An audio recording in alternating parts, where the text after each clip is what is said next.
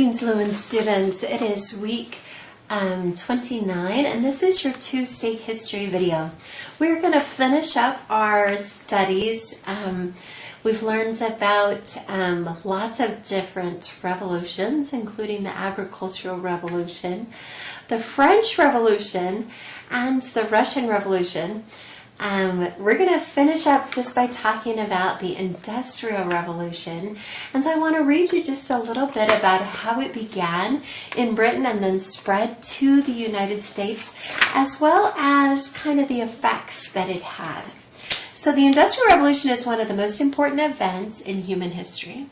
It changed people's lives in every part of the world, affected the fortunes of nations, and dramatically altered the planet itself. Wow, pretty big claims for how dramatically the Industrial Revolution changed us. This revolution began in England in the mid-1700s because of the unique set of circumstances which existed in that country. It was spurred by several inventions which made it possible to produce cloth cheaply. The revolution was fed by the power of Great Britain, which was one of the dominant powers in the world and had huge markets in its colonies. In addition, Britain had ample supplies of coal and iron, but little usable farmland. Before the Industrial Revolution, most families in Great Britain lived on farms, which were owned by large landowners. People made their own clothes and grew their own food. Women spun thread on a simple spinning wheel and then made homespun clothes from wool gotten by shearing their own sheep. It was a long and exhausting process. Most people had few clothes other than what they were actually wearing. Washing clothes was rarely done because the cloth deteriorated badly, both from being washed and from being allowed to get so sweaty, oily, and filthy in daily wear. People grew what they ate or traded food for other necessities. Money was scarce and there were few opportunities to earn it. So the Industrial Revolution began as a revolutionary way of making clothes. Businessmen in England in the mid-1700s began to buy wool and other materials and source it out to women who worked in their homes to spin the thread, make cloth, and then sew clothes. Because the work was done at home, it became known as a cottage industry.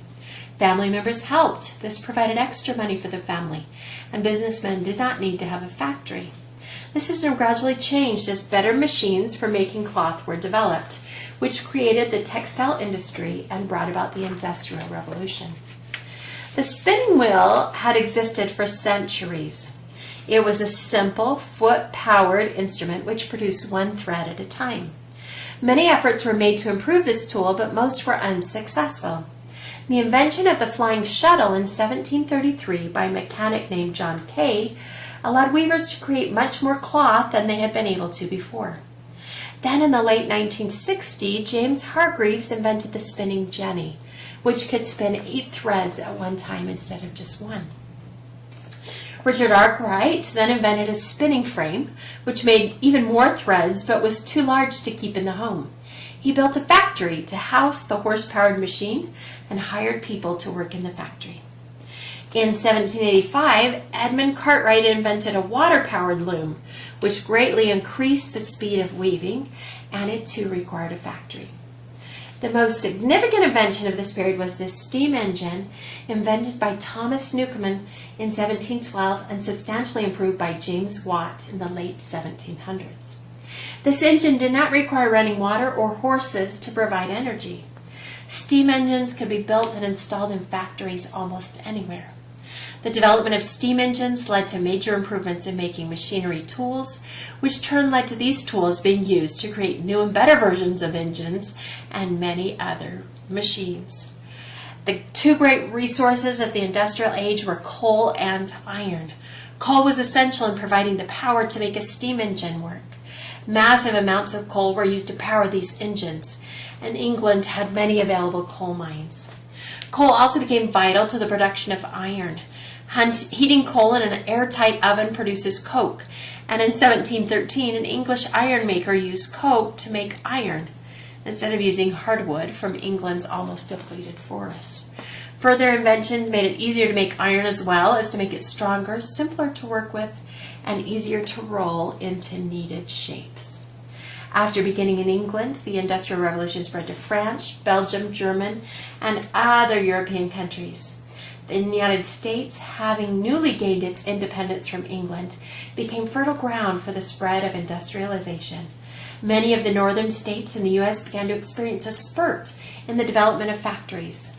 From 1783 until 1860, factories spread throughout the country. The Civil War and years that followed brought the United States to a position of world power based on its industrial might. So you can see the powerful results of the Industrial Revolution. We're going to talk about some of, well, the powerful changes that it created and caused. We're going to now talk about some of the consequences and the effects of the Industrial Revolution. But I first want to show you, if I can pull it up really quick, a video that I would recommend if you're just looking for something interesting to watch that relates to this time period. It is a movie that begins in, well, it takes place in England during the Industrial Revolution and is focused on that textile industry in the making of clothes. Okay, why are you having such a hard time here, computer? You're all right. You can do it. You got this.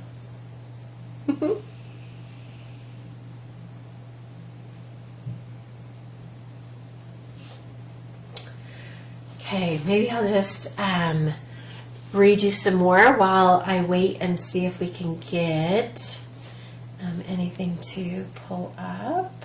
Make sure my Wi-Fi's on. Yeah, it is. So I should be fine. Here we go. Okay, the title of this movie is North and South, and we're going to take a look at just a trailer for this movie. It's called, again, North and South, and it has nothing to do with the American Civil War, but instead the Industrial Revolution in England. So let's just take a look at this. Pay attention for images of the factory, the workers, the spinning, the poor conditions of the people. See if you can pick out any of these things in this trailer. Oh, sorry. There's an ad. I should skip that. You don't want commercials in the middle of your educational video. Sorry about that. And it's not letting me skip, but it's almost done.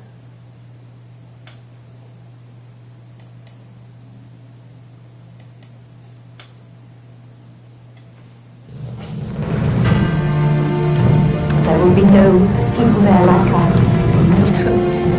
How come there will? We will manage, Mother. It's not another planet. I understood. That some very great matter must have happened to make you uproot us all, dragging us up to this godforsaken place. Stop! Stop! Please, stop! Who are you? What are you doing in here? My name is Margaret Tate. Mr. Thornton, this is my daughter, Margaret. I believe the daughter and I have already met. Then John Thornton, manufacturer and magistrate, was never unexpected and extraordinary.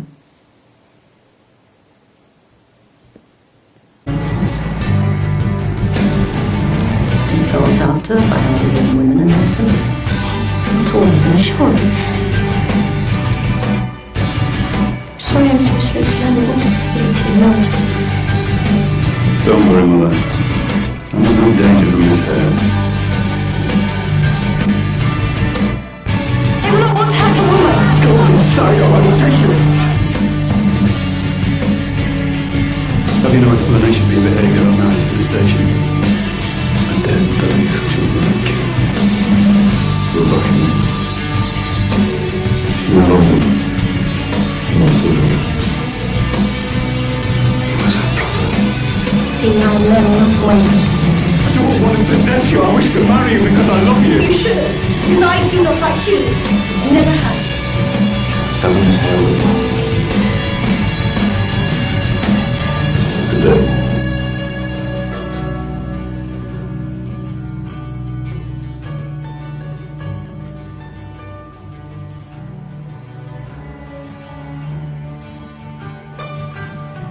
How romantic. Hey, there's a little romance to that movie, but it takes place in a very industrial city in the north, and you can see he was the factory owner, and you can see the poor conditions. She was attacked by some workers and some other things going on in that movie. Let's talk about some of the effects. So it created massive economic and social change in every nation. In the United States and other countries, the middle class made rapid economic progress. Some invested in new businesses and became managers. As customers, they benefited from the cheaper prices for clothing and other factory products. But the growth of industry led to crowded cities as immigrants and others settled there to get work. Cities soon became filled with tenements. These apartments for working families were overcrowded, poorly built, filthy, and dangerous. Disease spread rapidly through these slum areas. Water had to be carried in buckets up the stairs to the apartments. Children slept 2 or 3 to a bed, and there was no privacy. Kerosene and coal were used for heating. Fires were commonplace and often destroyed entire blocks of apartments, and crime was a constant problem. Okay. Even though the American frontier was being populated by farmers, larger cities were growing even faster. Factory workers labored 12 to 14 hours a day, 6 days a week. They got Sundays off, but holidays and vacations were unheard of. There was no sick leave, and workers often lost their jobs if they did not show up to work, regardless of the reason. So contagious diseases spread in the cramped and unsanitary conditions of the factories. Accidents were common, and crippled workers simply lost their jobs. Business owners kept wages as low as possible and docked a worker's pay for the smallest infraction, such as being a few minutes late or not working fast enough. Since there were no laws against children working in factories, boys and girls under 10 years old were routinely employed in textile mills, often in very dangerous jobs. Because they were small and agile, some children were used to run under machines and tie loose threads. Boys as young as 7 worked as doffers, replacing the bobbins of thread in textile factories. Girls of the same age worked as spinners, brushing lint from the machines and tying broken threads. Many children developed spinal deformities, limps, and other physical injuries from their work. In the coal mines, boys as young as 10 years old were allowed to work, separating the slate and stone from the coal on moving troughs. Many fell into the river of coal and were mangled or killed. All had coughs from breathing the coal dust, and at the age of 12, they graduated to work in the mines. Immigrant children worked along with their parents in canneries, shucking oysters, cutting beans, peeling apples and tomatoes, and processing other foods. Most child workers had no schooling, and they worked 12 to 14 hours a day, just like adults. Okay. School was not mandatory, and many families desperately needed the money their children earned in order to eat. Children earned less than half of what adult men were paid. If you can imagine those kind of conditions in the Industrial Revolution, that would have been absolutely horrible. I want to tell you about a woman, just as we conclude, who worked hard to bring about a change to child labor.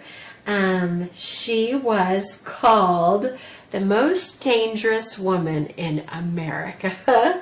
And I want you to think about that, why she would have been called the most dangerous woman in America. She was pretty amazing. Okay, let's watch this really short documentary on her as we finish up our studies of the Industrial Revolution. Make sure that There's not an ad on this one.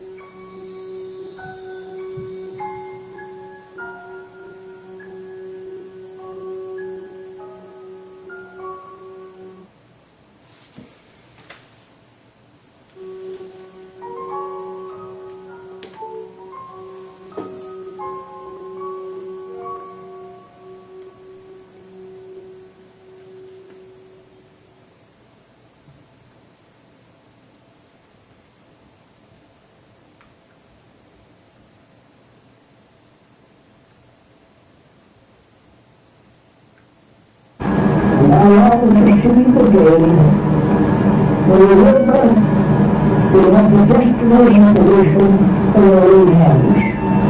Which will stand united force and show the world what the workers can do.